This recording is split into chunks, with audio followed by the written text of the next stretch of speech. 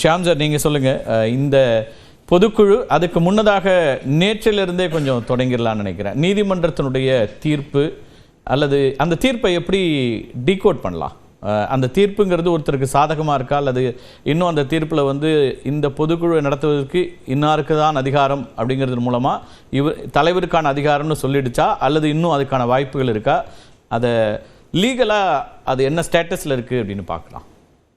போடப்பட்டது ஒரு ரிட் மனு எப்போதுமே when there is no remedy available நம்ம போடணும். ரவீந்திரன் துரைசாமிக்கு நன்றாகவே தெரியும். சட்ட நிவாரணமே இல்லாத போது போடப்படுவதா ரிட் மனு. கட்சி பிரச்சனையில் எப்போவுமே சட்ட நிவாரணம் சிவில் சைடு, ஒன்று சிட்டி சிவில் கோர்ட்டுக்கு போகலாம், இல்லை ஹைகோர்ட்டோட ஒரிஜினல் சிவில் ஜூரிஸ்டிக்ஷனுக்கு போகலாம். இப்போ அதிமுக வழக்கு எல்லாம் பார்த்தீங்கன்னா சிஎஸ்ஆர் நடக்கும், சிவில் சூட் எல்லாமே வந்து ஒரிஜினல் சைடு ஹைகோர்ட்டு.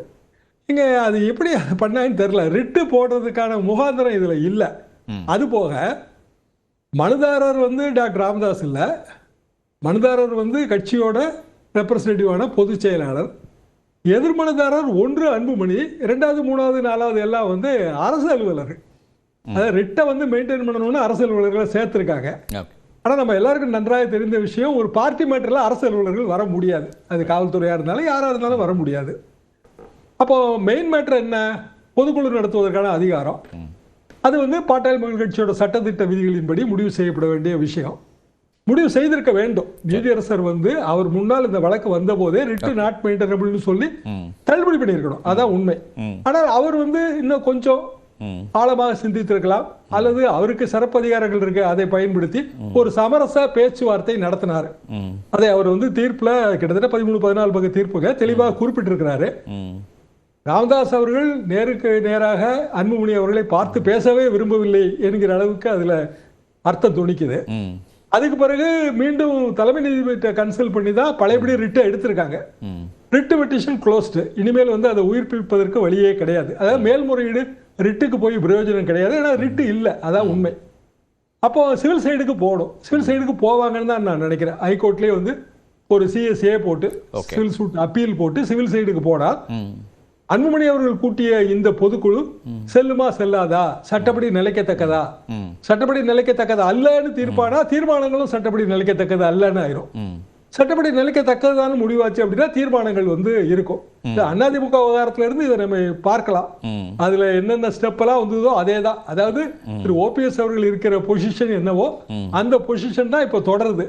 நீண்ட நெடிய சட்ட போராட்டமாக இது மாறுவதற்கான வாய்ப்பு இருப்பதாகத்தான் நான் நினைக்கிறேன். ஓகே. ஸோ இன்றைக்கு பொதுக்குழுவை பொறுத்த வரைக்கும் அதில் வந்து ஒரு நீண்ட நெடிய போராட்டம், அதை 2 பேர் தான் முடிவு செய்யணும். அது நீண்ட நெடிய சட்ட போராட்டமாக இருக்கணுமா அல்லது குறுகியதாக இருக்கணுமாங்கிறத மீண்டும் அவங்க 2 பேரும் முடிவு பண்ண வேண்டிய விஷயம். இன்றைய பொதுக்குழுவில் என்ன சொல்ல முயற்சி பண்ணியிருக்கிறார் திரு அன்புமணி? இதன் மூலமாக பொலிட்டிக்கலாக என்ன செய்தி அறிந்து கொள்ள வேண்டும்? தலைவருக்கான நாற்காலி காலியாகவே இருக்கிறது. இது 1949 அண்ணா சொன்னதுங்க. தந்தை பெரியாருக்காக இந்த நாற்காலி காலியாகவே இருக்கிறது. திமுக கட்சியை தொடங்கி அவர் சொல்றாரு. தந்தை பெரியார் அவர்கள் எப்போது வந்தாலும் அவர் வந்து திமுகவின் தலைவர். ஆனால் பெரியார் வரவே இல்லை. அவர் வந்து 1967 வரைக்கும் காங்கிரஸை தான் சப்போர்ட் பண்ணாரு. பெருந்தலைவர் காமராஜரை பச்சை தமிழர்னு புகழ்ந்தாரு. காமராஜர் ஆட்சிக்கு தான் அவர் நற்சான்றிதழ் கொடுத்தாரு. 67 அண்ணா ஜெயித்த பிறகு பெரியாரை போய் பார்த்தார். பார்த்து சமாதானம் ஆச்சு. ஆக இதுல வந்து ஒரு தேர்தல் தேவைப்படுகிறது, அல்லது 2 தேர்தல்கள் தேவைப்படுகின்றன. பொதுக்குழுல என்ன தீர்மானம் போட்டாலும் பொதுக்குழு தீர்மானப்படி கட்சி அன்புமணி பக்கம் இருப்பதாகவே நாம் எடுத்துக்கொண்டாலும் உண்மையான கட்சி தொண்டர்கள் யார் பக்கம், பாமகவில் உண்மையிலேயே யார் கை ஓங்கி இருக்கிறது, இதெல்லாம் வந்து நமக்கு 2026 தேர்தல் முடிவுல தெரிய வரும். அதாவது 2 அணியா போட்டி போட்டதான் தெரிய வரும். டாக்டர் ராமதாஸ் அவர்களும் போட்டி வேட்பாளர் நிறுத்தணும், அன்புமணி அவர்களும் போட்டி வேட்பாளர் நிறுத்தணும். அப்போ அந்த அனாலிசிஸ் நடக்கும், யாரால யார் தோற்றார்கள், இல்ல யாரால யார் வென்றார்கள்னு. அது வரைக்கும் தலைவர் நாற்காலி காலியா தான் இருக்கும்னு தான் நான் நினைக்கிறேன். இப்போ 2 தரப்பாக தான் பாமக தேர்தலை சந்திக்கும் அப்படின்னு சொல்ல முடியுமா? இன்னும் காலம் இருக்கிறது, தேர்தலுக்கான காலம் இருக்கு. ஆனால் அந்த கால அளவுக்குள்ள வேறு மாற்றங்கள் அல்லது வேறு இந்த ஒற்றுமைக்கான விஷயங்கள் அப்படிங்கிறதுக்கான சாத்தியக்கூறுகள்லாம் எப்படி இருக்குன்னு பார்க்குறீங்க? அதற்கான ஒரு வாய்ப்பு வந்து நேற்றைக்கு வந்தது, அதை நம்ம மறுப்பதற்கு இல்லை. நீதியரசர் செய்தது சட்டப்படி சரியா தவறா அது சரியான விஷயம் இல்லை. என்னோட கருத்து வந்து அதுதான், சட்டப்படி அவர் அப்படி செஞ்சிருக்க கூடாதுங்கிறதா என் கருத்து. ஆனா அதை தாண்டி எதனால அப்படி சொல்றீங்க? எதனால அவர் ஒரு அந்த கட்சியின் மீதான ஒரு நல்லெண்ணத்தின் அடிப்படையில் சொல்றேன்னு தான் அவர் சொல்றாரு. தீர்ப்புலையும் கூட அதை குறிப்பிடுறாரு. தீர்ப்பில் அதை குறிப்பிட்டிருக்கிறாருங்க. ஆனால் அப்படியான ஒரு பரிவோ பச்சாதாபமோ ஒரு நீதியரசர் காட்ட வேண்டிய அவசியம் இல்லைங்கிறதா என் கருத்து.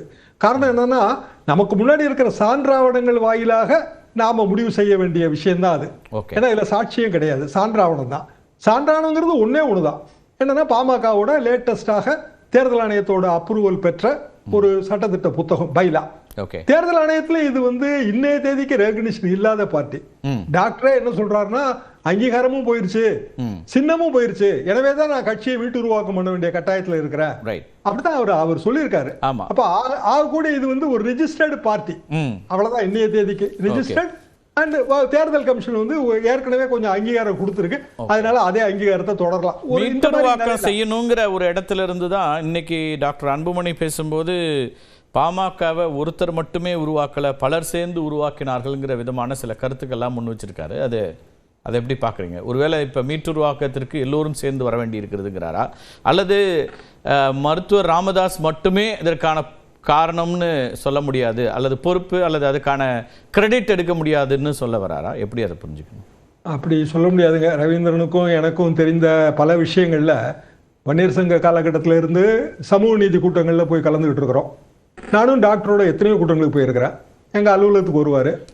டாக்டர் எழுதின எங்கள் போராட்டம் எதற்காக கட்டுறத்தொடர் நான் தான் பப்ளிஷ் பண்ணேன். இப்படியான ஒரு காலகட்டத்தில் டாக்டரை ஒரு ஐக்கானா நிறுத்தி தான் மற்றவங்க பின்னாடி இருந்தாங்க. இதே மாதிரியான முயற்சிகள், கட்சியை கைப்பற்ற முயற்சி 93ல் பண்ருட்டியார் எடுத்தாரு. போட்டி பொதுக்குழு நடத்தினாரு. போட்டி பொதுக்குழு நடத்தி தீர்மானம் நிறைவேற்றினாரு. அவர் ஒரே ஒரு சிங்கிள் எம்எல்ஏங்க. சிங்கிள் எம்எல்ஏங்கும் போது அவருக்கு தேர்தல் கமிஷன்ல வெயிட் இருந்துச்சு. தேர்தல் கமிஷனுக்கு அவர் அனுப்புனார் அதை. ஆனால் கமிஷன் நிராகரித்தது. என்னன்னா, கட்சியோட சட்டத்திட்ட விதிகள் அப்படி இருந்தது. டாக்டர் ராமதாஸ் தான் கட்சி என்றுதான் சட்டத்திட்டத்தில் அப்போது இருந்தது. இப்போ மாத்திருக்காங்களான்னு எனக்கு தெரியல. அதுக்கப்புறம் தீரன் இதே முயற்சி எடுத்தாரு. தீரன் பாமக. இந்த காலகட்டத்தை எல்லாம் தாண்டி தான் பாமக வந்தது. அப்ப டாக்டர் எப்படி நிரந்தரமாக அந்த அவரோட பொசிஷனை விட்டு கொடுக்காம இருந்தாரு அப்படின்னா, அவருக்கு வன்னியர் சங்கம் கொடுத்து வந்த மகத்தான ஆதரவு. சீனியர்கள், எல்லா சீனியர்களும் அவர் பின்னாடி தான் இருக்காங்க. இன்றைக்கு வன்னியர் சங்கம் டாக்டர் ராமதாஸோட தானே இருக்கிறாங்க. இப்போ வன்னியர் சங்கம் முழுமையாக இருக்கிறதுங்க. ஏன்னா முத்து அருள்மொழி, அதாவது இளங்கோவன் அருள்மொழி 2 பேரும் சகோதரருங்க. சிதம்பரம் பக்கத்துல, உங்களுக்குமே தெரியும் அவங்களோட எல்லா வரலாறும். அப்போ ஒரு காலகட்டத்துல அவங்க தான் வன்னியர் சங்கம். இன்னும் சொல்ல போனால் அவங்க குண்டாஸ் ஆக்ட்ல அரெஸ்ட் ஆகும்போது 89ல் டாக்டர் தான் பெரிய அளவுக்கான போராட்டங்களை முன்னெடுத்தார். பெரிய கூட்டங்கள், நான் கூட அந்த கூட்டங்களில் போய் பேசியிருக்கிறேன். அப்போ குண்டாஸ் ஆக்ட் போட்டது தவறு என்பது அப்போ கருத்து. அப்போ குண்டாஸ் ஆக்டை அரசுகள் தவறாக பயன்படுத்துகின்றன. காலகாலமா அப்படிதான் நடந்துட்டு இருக்கு. அப்போ இன்றைய தேதிக்கு அருள்மொழி என்ன சொல்றாரோ அது வன்னியர் சங்கம். அப்போ வன்னியர் சங்கம் முழுக்க முழுக்க சீனியர் ஓரியன்டட். அது டாக்டருக்கு பின்னாடி தான் இருக்கும். அந்த பழைய வரலாறுகளை எல்லாம் அவர்கள் நினைவில் வைத்திருப்பார்கள். என்னுடன் இன்றைக்கும் பேசுபவர்கள் அவங்கதான் பழைய வரலாறுகளை சொல்லுவாங்க. நம்ம மாற்று கருத்து வைத்தால் கூட அவங்க நீங்க சொல்ற சரிதான், ஆனா இப்ப இருக்கிற நிலைமை இப்படி பேசுவாங்க. ஆனால் அன்புமணியோடு இருப்பவர்கள் எல்லாருமே இப்போதைக்கு அவங்க கட்சியில பெனிஃபிட் ஆயிருப்பாங்க, எம்எல்ஏ ஆயிருப்பாங்க, இன்னொரு வாட்டி நம்ம எம்எல்ஏ ஆகணும்னு நினைப்பாங்க. எதிர்கால நலன் கருதியும் இருக்கலாம்ல, நீண்ட காலத்துக்கு கட்சியை நடத்தக்கூடிய இடத்துல இருந்து அன்புமணி தான் கண்டிப்பாக. ஏன்னா அவருக்கு அந்த வயது இருக்கு. அப்போ இயல்பாக ஒரு கூட்டணியில சேரும் போது நமக்கு வாய்ப்பு இருக்கு. அது போக எல்லாரும் எம்எல்ஏ ஆகணும்னு நினைக்கிறது இல்ல. எல்லாருமே உள்ளாட்சி போஸ்ட்களுக்கு எய்ம் பண்ணுவாங்க. அப்ப 2026க்கு பிறகு நிறைய உள்ளாட்சி போஸ்ட் காலியாகும், புதிய தேர்தல்கள் வரும். இப்பவுமே நம்ம தேர்தல் நடத்தல, இப்படி பல கணக்கு அதுல ஓடுதுங்க. அதான் உண்மை.